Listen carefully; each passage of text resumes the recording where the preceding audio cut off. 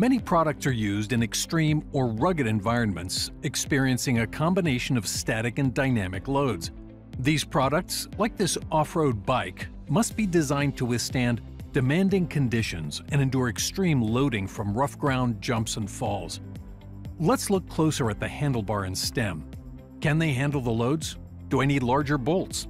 Which component should I worry about most?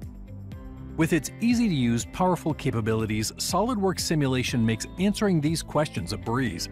It recognizes fasteners and automatically converts them to bolt connections. Using a natural rider position, let's add the rider load to the handlebar grips and see our results. The handlebar stem will handle the load with ease, and the built-in bolt check provides full details on the connector forces. But what about all the possible rider positions? Using the Load Case Manager, setting up the multiple load cases is easy, and all possible scenarios can be solved with a single run. We can quickly see the effects the different rider positions would have on the handlebar and stem. Now we need to ensure the bike can handle the shock from a jump. We'll simply copy the static loading study to create a dynamic study.